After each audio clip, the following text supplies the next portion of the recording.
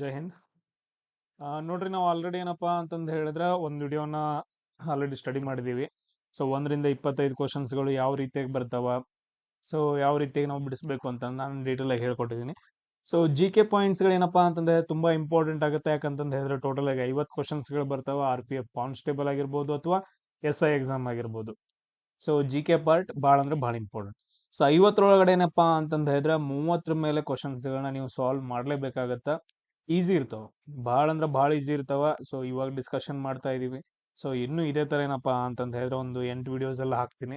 So ನೋಡ್ರಿ, ಆಮೇಲೆ ಇದಕ್ಕೇನಪ್ಪಾ ಅಂತಂದ್ರೆ ಯಾವುದೋ ಒಂದು ಟಾಪಿಕ್ ಅನ್ನ ನಾನು ಹೇಳ್ತೀನಿ. ಆ ಟಾಪಿಕ್ ಬಗ್ಗೆ ನಾನು ಆಲ್ರೆಡಿ ಬೇರೆ ಎಲ್ಲೋ ಕ್ಲಾಸ್ ಮಾಡಿರ್ತೀನಿ, ಬೇರೆ ಯಾವುದಕ್ಕೋ.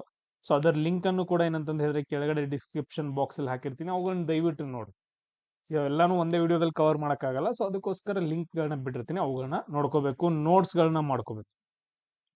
ಸೊ ಇಷ್ಟನ್ನ ಮಾಡ್ಕೊಂಡು ಪ್ರಾಪರ್ ಆಗಿ ಓದ್ಕೋತ ಹೋದ್ರಿ ಅಂತಂದ್ ಹೇಳಿದ್ರೆ ಎಕ್ಸಾಮ್ ಆರಾಮಾಗಿ ಕ್ಲಿಯರ್ ಆಗತ್ತೆ. ಓಕೆ, ಡಿಸ್ಕಷನ್ ಮಾಡ್ತಾ ಹೋಗೋಣ ಡೈರೆಕ್ಟ್ ಆಗಿ. ನೋಡ್ರಿ, ಸೊ ವರ್ಲ್ಡ್ ಹ್ಯಾಪಿನೆಸ್ ರಿಪೋರ್ಟ್ ಅಂತಂದೈತೆ. ವರ್ಲ್ಡ್ ಹ್ಯಾಪಿನೆಸ್ ರಿಪೋರ್ಟ್ 2018 ಐತೆ. ಸೊ ಇವಾಗ ಇತ್ತೀಚೆಗೆ ವರ್ಲ್ಡ್ ಹ್ಯಾಪಿನೆಸ್ ರಿಪೋರ್ಟ್ ಅಂತಂದ್ ಹೇಳ್ಬಿಟ್ಟು ಯಾವ್ದಾದ್ರು ಇಂಡೆಕ್ಸ್ ಅಂತಂದ್ ಬಂತು ಅಂತಂದ್ ಹೇಳಿದ್ರೆ, ಸೂಚ್ಯಾಂಕ ಅಂತಂದ್ ಹೇಳ್ತೀವಲ್ಲ, ಯಾವ್ದಾದ್ರು ಸೂಚ್ಯಾಂಕ ಬಂತು ಅಂತಂದ್ ಹೇಳಿದ್ರೆ, ಸೊ ಅದ್ರ ಬಗ್ಗೆ ನೀವೇನಪ್ಪಾ ಅಂತಂದ್ ಹೇಳಿದ್ರೆ ಸ್ಟಡಿ ಮಾಡ್ಕೋಬೇಕಾಗತ್ತೆ. ಇದು 2018 ಐತೆ. ಅವಾಗ ಏನಪ್ಪಾ ಅಂತಂದ್ ಹೇಳಿದ್ರೆ ತುಂಬಾ ಇದು ಇರೋದು. ಸೊ ಇವಾಗಿನ ನಾನು ಆನ್ಸರ್ ಹೇಳಕ್ ಹೋಗಿಲ್ಲ. ಯಾಕಪ್ಪ ಅಂತಂದ್ ಹೇಳಿದ್ರೆ ವರ್ಲ್ಡ್ ಹ್ಯಾಪಿನೆಸ್ 2024 ಬೇಕಾಗತ್ತೆ ಇವಾಗ.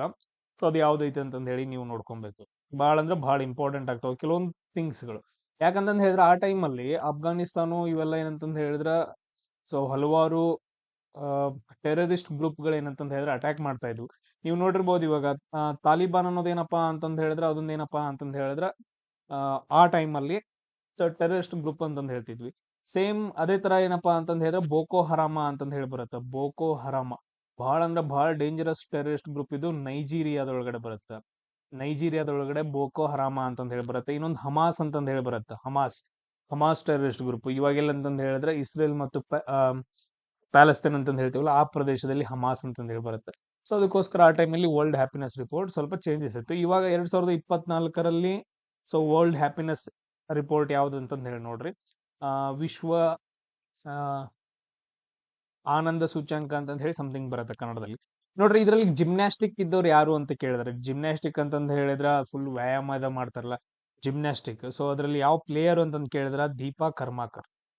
ಸೊ ಯಾರಪ್ಪ ಅಂತಂದ್ ಹೇಳಿದ್ರ ದೀಪಾ ಕರ್ಮಾಕರ್ ಏನಪ್ಪಾ ಅಂತಂದ್ ಹೇಳಿದ್ರ, ಸೊ ಇವರೊಬ್ರು ಜಿಮ್ನಾಸ್ಟಿಕ್. ಇಲ್ಲಿ ನೋಡಿರ್ಬೋದು ನೀವು, ಕ್ರೀಡೆಗೆ ಸಂಬಂಧಪಟ್ಟಂತಹ ವ್ಯಕ್ತಿಗಳ ಬಗ್ಗೆ ಸೊ ನಮ್ಗ ಕ್ವಶನ್ಸ್ ಗಳನ್ನ ಕೇಳ್ತಿದ್ರು.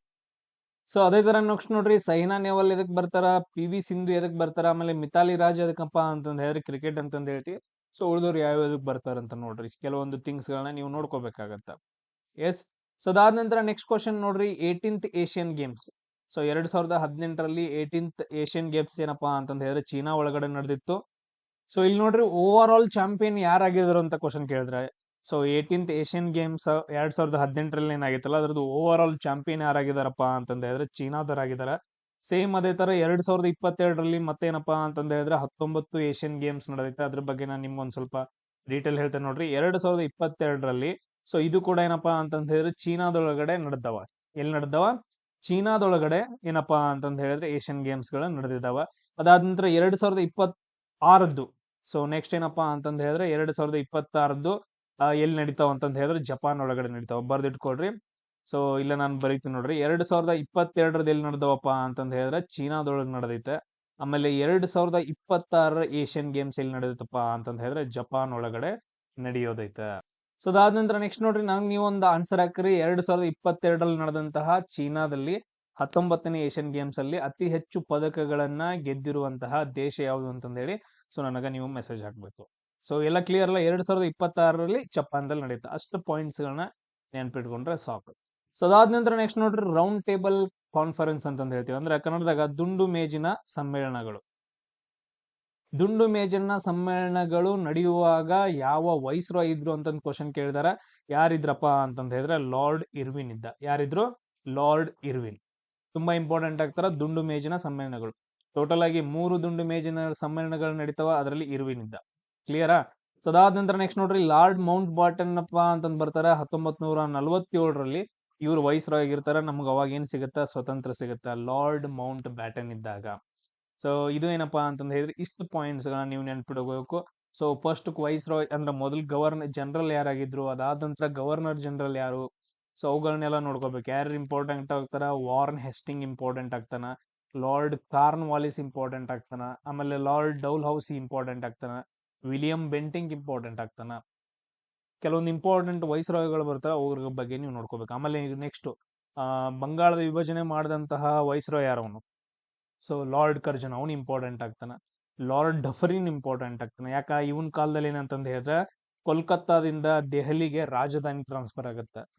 ಸೊ ಈ ರೀತಿಯಾಗಿ ಕೆಲವೊಂದು ವೈಸ್ರಾಯ್ಗಳನ್ನ, ವೈಸ್ರಾಯ್ ಅಂತಂದ್ ಹೇಳ್ಬಿಟ್ಟು ನಾನೊಂದು ಕ್ಲಾಸ್ ಮಾಡಿದ್ದೀನಿ, ವೈಸ್ರಾಯ್ ಅಂತಂದ್ ಹೇಳ್ಬಿಟ್ಟು ಒಂದು ಕ್ಲಾಸ್ ಮಾಡಿದೀನಿ. ಸೊ ಅದ್ರ ಲಿಂಕ್ ಅನ್ನ ನಾನು ಈ ವಿಡಿಯೋ ಕೆಳಗಡೆ ಹಾಕಿರ್ತೀನಿ. ಸೊ ಅದಾದ ನಂತರ ನೆಕ್ಸ್ಟ್ ನೋಡ್ರಿ, separation of judiciary from the executive ಅಂತಂದ್ ಹೇಳ್ತೀವಿ. ಈ ಕನ್ನಡದಾಗ ಹೇಳ್ತೀನಿ ನೋಡ್ರಿ, ಕಾರ್ಯಾಂಗವನ್ನ, ಕಾರ್ಯಾಂಗ ಮತ್ತು ನ್ಯಾಯಾಂಗ ಅಂತಂದ್ ಹೇಳಿ ಎರಡು ಬರ್ತಾವ.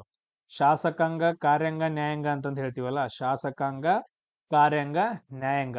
ಸೊ ಕಾರ್ಯಾಂಗದಿಂದ ಏನಂತಂದ್ ಹೇಳಿದ್ರೆ ನ್ಯಾಯಾಂಗವನ್ನ ಸಪರೇಟ್ ಮಾಡೋದು. ಇವೆರಡು ಏನಂತಂದ್ ಹೇಳಿದ್ರೆ ಒಂದ್ರ ಮೇಲೆ ಒಂದು ಡಿಪೆಂಡ್ ಆಗದೆ ಇರೋದು. ಕಾರ್ಯಾಂಗನೇ ಸಪರೇಟು, ನ್ಯಾಯಾಂಗನೇ ಸಪರೇಟು. ಸೊ ಅಂತ ಹೇಳ್ಬಿಟ್ಟು ಹೇಳುವಂತಹ ಆರ್ಟಿಕಲ್ ಯಾವ್ದಪ್ಪ ಅಂತಂದ್ ಹೇಳಿದ್ರೆ ಆರ್ಟಿಕಲ್ 50 ಅಂತಂದ್ ಹೇಳ್ತೀವಿ. ವಿಧಿ 50 ಏನ್ ಹೇಳುತ್ತಂದ್ರೆ ಕಾರ್ಯಾಂಗ ನ್ಯಾಯಾಂಗ ಎರಡು ಬೇರೆ ಬೇರೆ, ಅವು ಸಪರೇಟ್ ಇದಾವ, ಒಂದ್ರ ಮೇಲೆ ಒಂದು ಡಿಪೆಂಡ್ ಆಗಿಲ್ಲ ಅಂತಂದ್ ಹೇಳ್ತಾರೆ. ಸೊ ಇಲ್ಲ ಅಂತಂದ್ ಹೇಳಿದ್ರೆ ಬಹಳ ಕೆಟ್ಟಾಗ್ತಿತ್ತು. ಸೊ ತೀರ್ಪುಗಳೆಲ್ಲ ಕರೆಕ್ಟ್ ಆಗಿ ಬರ್ತಾ ಇರಲಿಲ್ಲ.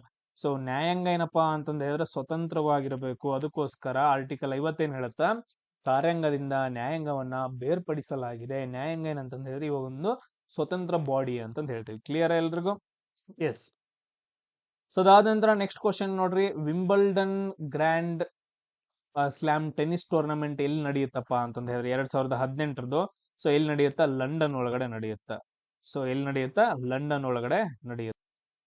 ಎಸ್ ನೋಡ್ರಿ, ಟೋಟಲ್ ಆಗಿ ಏನಪ್ಪಾ ಅಂತಂದ್ ಹೇಳಿದ್ರೆ 4 ಟೆನ್ನಿಸ್ ಗ್ರ್ಯಾಂಡ್ ಸ್ಲಾಮ್ಸ್ ಗಳು ಬರ್ತಾವ. ಅದ್ರಲ್ಲಿ ಫಸ್ಟ್ ಒನ್ ಯಾವ್ದಪ್ಪ ಅಂತಂದ್ ಹೇಳಿದ್ರೆ Australian open tennis grand slam ಅಂತಂದ್ ಹೇಳ್ತೀವಿ.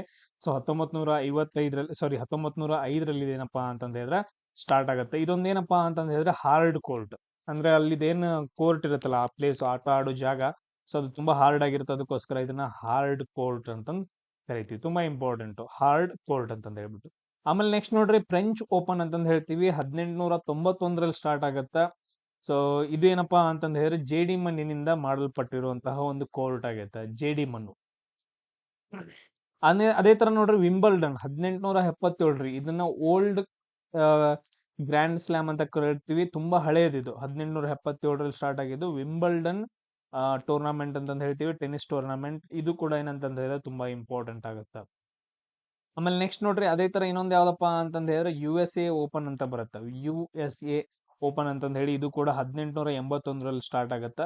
ಸೊ ಇದ್ರಲ್ಲಿ ಏನಂತ ಟೋಟಲ್ ಆಗಿ 4 ಹೇಳ್ದಲ್ಲ. ಸೊ ಇದು ಕೂಡ ಏನಂತಂದ್ ಹೇಳಿದ್ರೆ ಹಾರ್ಡ್ ಕೋರ್ಟ್ ಅಂತಂದ್ ಹೇಳ್ತೀವಿ. ಟೋಟಲ್ 4 ಗ್ರ್ಯಾಂಡ್ ಸ್ಲಾಮ್ಸ್ ಯಾವ್ಯಾವು, ಸೊ ವಿಂಬಲ್ಡನ್, ಆಸ್ಟ್ರೇಲಿಯನ್, ಅದಾದ ನಂತರ ನೆಕ್ಸ್ಟ್ US, ಆಮೇಲೆ ಸೊ ನೋಡ್ರಿ ಟೋಟಲ್ ಆಗಿ 4 ಹೇಳ್ದೆ. ಸೊ ಆ 4 ಏನಪ್ಪಾ ಅಂತಂದ್ ಹೇಳಿದ್ರೆ ಸೈಡ್ಗೆ ಒಂದ್ಸರಿ ಬರ್ಕೊಂಡಿಟ್ಕೊಡ್ರಿ.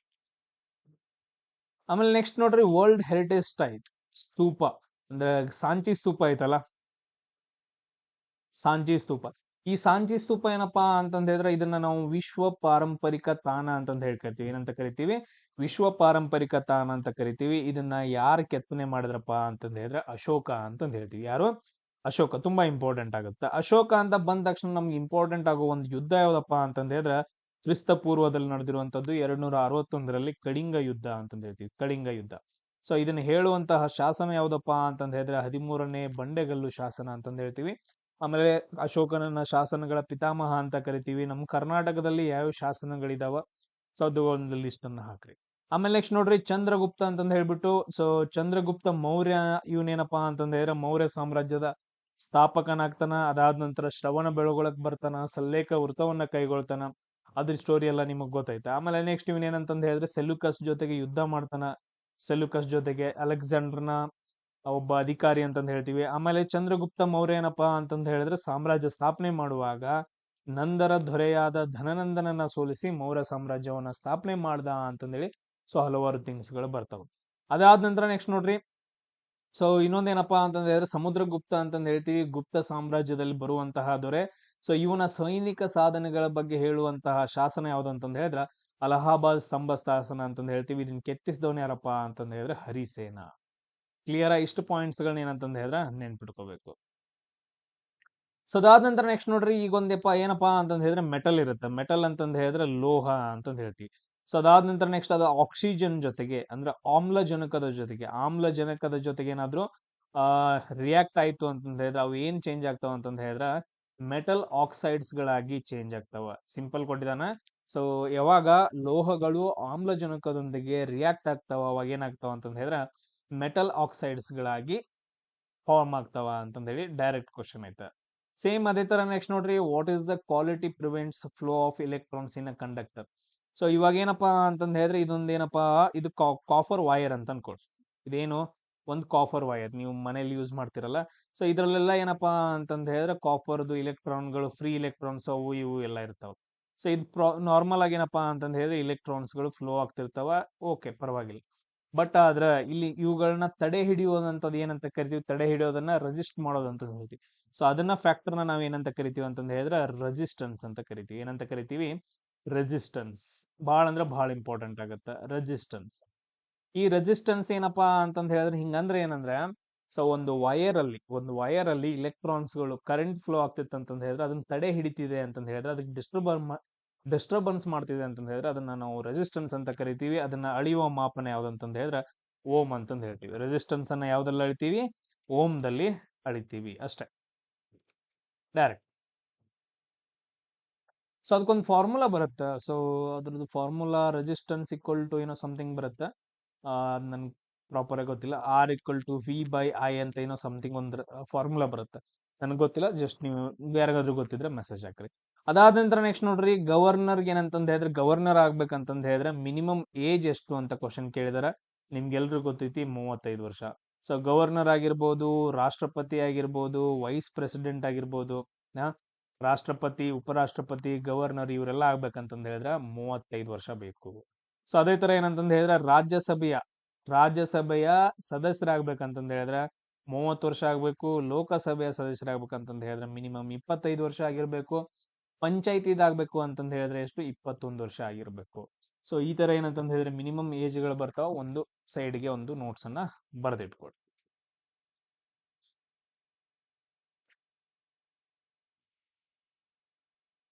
ಸೊ ಇಲ್ಲಿ ಕೆಳಗಡೆ ಇರೋದ್ರಲ್ಲಿ ಇಲೆಕ್ಟ್ರೋಮ್ಯಾಗ್ನೆಟಿಕ್ ಇಂಡಕ್ಷನ್ ಅನ್ನೋ ಒಂದು ಟಾಪಿಕ್ ಅನ್ನ ಇಟ್ಕೊಂಡ್ರೆ, ಒಂದು ಪ್ರಿನ್ಸಿಪಲ್ ನ ಇಟ್ಕೊಂಡು ಯಾವ್ದು ವರ್ಕ್ ಆಗತ್ತೆ ಅಂತ ಕ್ವಶನ್ ಕೇಳಿದಾರೆ, ಜನರೇಟರ್ ಅಂತಂದ್ ಹೇಳ್ತೀವಿ. ಯಾವ್ದು ಹೇಳ್ತೀವಿ? ಜನರೇಟರ್. ಇಲ್ಲಿ ನೋಡ್ರಿ, ಇಲೆಕ್ಟ್ರೋಮ್ಯಾಗ್ನೆಟಿಕ್ ಇಂಡಕ್ಷನ್ ಅಂತಂದ್ ಹೇಳಿದ್ರೆ ಈ ಕಡೆ ಏನಪ್ಪಾ ಅಂತಂದ್ ಹೇಳಿದ್ರೆ ಅಯಸ್ಕಾಂತಗಳಿರ್ತಾವ, ಕಾಪರ್ ವೈರ್ ಇರುತ್ತ. ಸೊ ಇಲ್ಲೇನಪ್ಪಾ ಅಂತಂದ್ ಹೇಳಿದ್ರೆ ಇದು ತಿರುಗುತ್ತಾ ಏನಪ್ಪಾ ಅಂತಂದ್ ಹೇಳಿದ್ರೆ ನಮ್ಗ ಕರೆಂಟ್ ಅನ್ನ ಪ್ರೊಡ್ಯೂಸ್ ಮಾಡ್ತಾವ. ಏನಪ್ಪಾ ಅಂತಂದ್ ಹೇಳಿದ್ರೆ ಕರೆಂಟ್ ಅನ್ನ ಪ್ರೊಡ್ಯೂಸ್ ಮಾಡ್ತಾವ.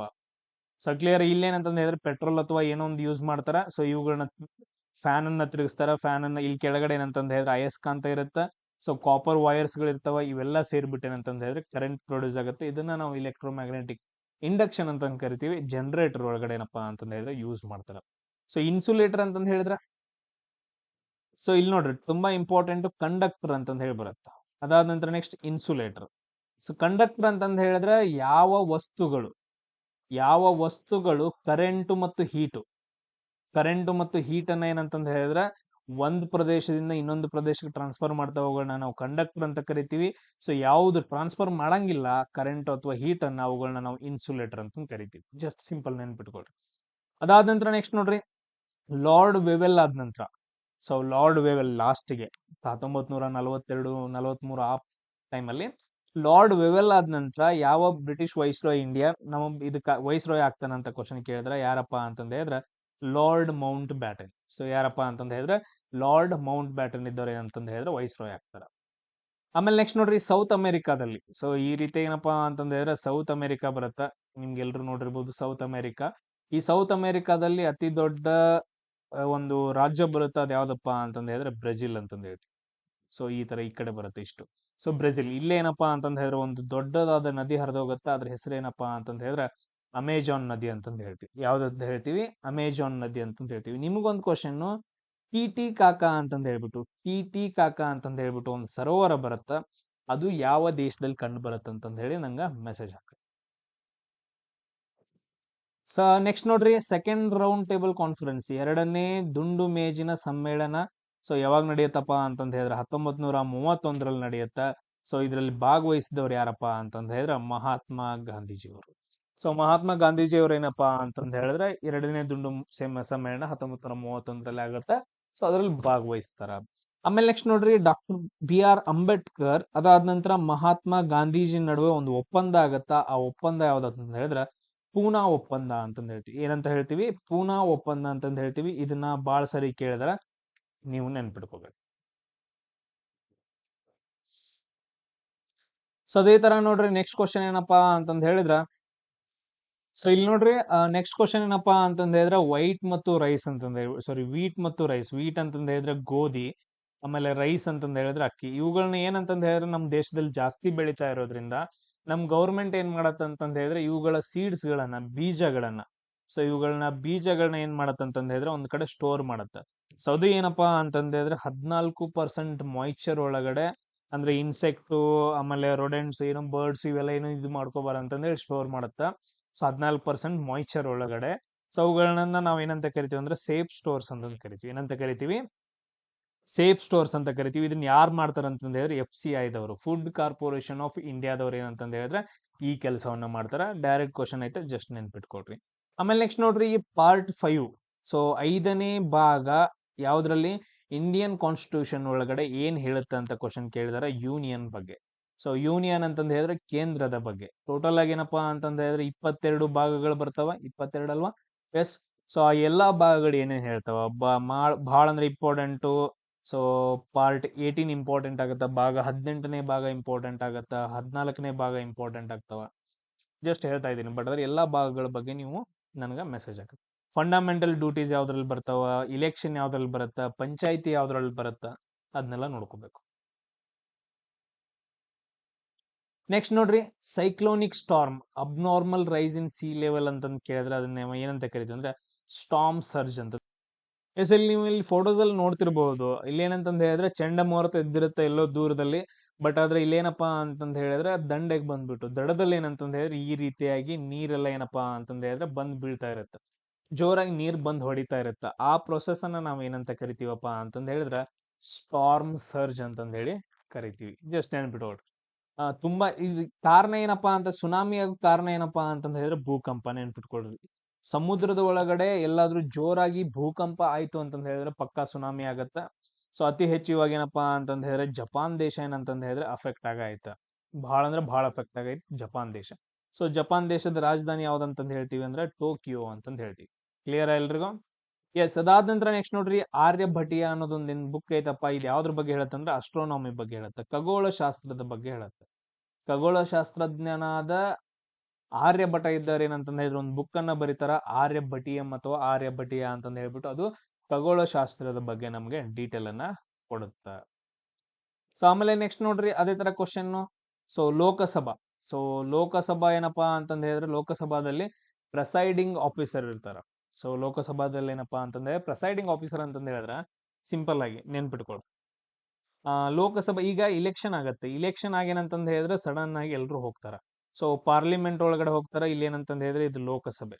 ಸೊ ಇದೊಂದೇನಪ್ಪಾ ಅಂತಂದ್ ಹೇಳಿದ್ರೆ ರಾಜ್ಯಸಭೆ. ಸೊ ಲೋಕಸಭೆ ಒಳಗಡೆ ಏನಂತಂದ್ ಹೇಳಿದ್ರೆ ಎಲ್ರು ಬಂದ್ ಕೂತ್ಕೊಂಡಿರ್ತಾರ. 543 ಜನ ಅನ್ಕೊಳ್ರಿ. ಇವ್ರಿಗೆ ಯಾರು ಹೆಡ್ ಇರಂಗಿಲ್ಲ. ಹೆಡ್ ಯಾರು ಇರಂಗಿಲ್ಲ. ಇನ್ನು ಏನಂತಂದ್ ಹೇಳಿದ್ರೆ ಸ್ಪೀಕರ್ನ ಸೆಲೆಕ್ಷನ್ ಮಾಡಿರಂಗಿಲ್ಲ. ಸ್ಪೀಕರ್ ಏನಂತಂದ್ ಹೇಳಿದ್ರೆ ಇನ್ನು ಸೆಲೆಕ್ಷನ್ ಆಗಿರಂಗಿಲ್ಲ. ಹೆಡ್ ಯಾರು ಇರಂಗಿಲ್ಲ. ಅವಾಗ ಏನ್ ಮಾಡ್ತಾರ ಅಂತಂದ್ ಹೇಳಿದ್ರೆ ತುಂಬಾ ಹಿರಿಯ ಸದಸ್ಯನನ್ನ ಹೆಡ್ ಆಗಿ, ಅಧ್ಯಕ್ಷನನ್ನಾಗಿ ಮಾಡ್ತಾರೆ. ಸ್ಪೀಕರ್ ಅವನೇ ಏನಂತಂದ್ ಹೇಳಿದ್ರೆ ಪ್ರೋಟೆಮ್ ಸ್ಪೀಕರ್ ಅಂತಂದ್ ಹೇಳ್ತೀವಿ. ಸೊ ಪ್ರೋಟೆಮ್ ಸ್ಪೀಕರ್ ಅಂತಂದ್ ಹೇಳ್ತೀವಿ. ಅವ್ರೇನಪ್ಪಾ ಅಂತಂದ್ ಹೇಳಿದ್ರೆ ನೆನ್ಪಿಟ್ಕೊಳ್ರಿ, ಪ್ರೋಟೆಮ್ ಸ್ಪೀಕರ್. ಸೊ ಇವ್ರ ಆದ ನಂತರ ನೆಕ್ಸ್ಟ್ ಏನಾಗತ್ತಂದ್ರೆ ಒಂದು 15 ದಿನದಲ್ಲೇ ಇವರೆಲ್ಲ ಇಲೆಕ್ಷನ್ ಮಾಡ್ಬಿಟ್ಟು ಯಾರನ್ನೋ ಒಬ್ಬರನ್ನ ನೇಮಕ ಮಾಡ್ತಾರ. ಸೊ ಅವ್ರೇನಪ್ಪಾ ಅಂತಂದ್ ಹೇಳಿದ್ರೆ ಸ್ಪೀಕರ್ ಅಂತಂದ್ ಹೇಳ್ತೀವಿ. ಅದೇ ಪ್ರೆಸೈಡಿಂಗ್ ಆಫೀಸರ್ ಲೋಕಸಭೆಯಲ್ಲಿ ಯಾರಾಗಿರ್ತಾರೆ ಅಂದ್ರೆ ಸ್ಪೀಕರ್ ಆಫ್ ದಿ ಲೋಕಸಭಾ ಆಗಿರ್ತಾರೆ. ಯಾರಾಗಿರ್ತಾರೆ? Speaker of the Lok Sabha. ಇವಾಗ ಸ್ಪೀಕರ್ ಯಾರಿದ್ದಾರೆ ಅಂತಂದ್ ಹೇಳಿ ನನಗೆ ಇದು ಮಾಡ್ರಿ. ಸೇಮ್ ಅದೇ ತರ ರಾಜ್ಯಸಭೆದೊಳಗಡೆ ಯಾರ ಅಧ್ಯಕ್ಷರಾಗಿರ್ತಾರ? ವೈಸ್ ಪ್ರೆಸಿಡೆಂಟ್ ಆಗಿರ್ತಾನೆ. ಯಾವಾಗ್ಲೂ ಏನಂತಂದ್ ಹೇಳಿದ್ರೆ ಆ ಟೈಮ್ ಅಲ್ಲಿ ವೈಸ್ ಪ್ರೆಸಿಡೆಂಟ್ ಯಾರು ಇರ್ತಾರ, ಉಪರಾಷ್ಟ್ರಪತಿ ಯಾರು ಇರ್ತಾರ, ಅವರು ರಾಜ್ಯಸಭೆಯ ಅಧ್ಯಕ್ಷರಾಗಿರ್ತಾರ. ಸೊ ಯಾರ್ಯಾರು ಇದಾರ ಅಂತಂದ್ ಹೇಳಿ ನನಗೆ ಮೆಸೇಜ್.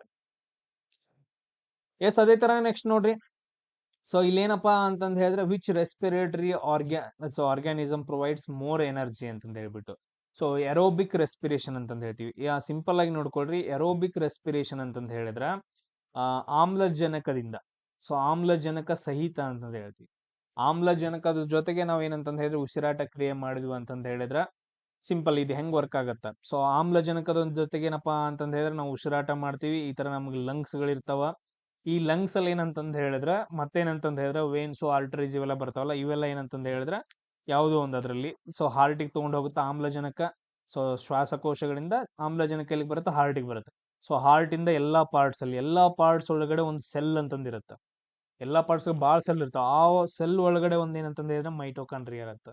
ಆ ಮೈಟೋಕಾಂಡ್ರಿಯಾದೊಳಗಡೆ ಈ ಆಮ್ಲಜನಕ ಹೋಗುತ್ತಾ, ಅಲ್ಲಿ ಏನಂತಂದ್ ಹೇಳಿದ್ರೆ ನಮ್ಗೆ ಎನರ್ಜಿ ಕ್ರಿಯೇಟ್ ಆಗುತ್ತೆ. ಸೊ ಮತ್ತೆ ರಿಟರ್ನ್ ಏನಂತಂದ್ ಹೇಳಿದ್ರೆ ಕಾರ್ಬನ್ ಡೈಆಕ್ಸೈಡ್ ಹಾರ್ಟಿಗೆ ಬರುತ್ತೆ, ಹಾರ್ಟ್ ಇಂದ ಲಂಗ್ಸ್ ಇಂದ ಹೊರಗಡೆ ಹೋಗುತ್ತೆ.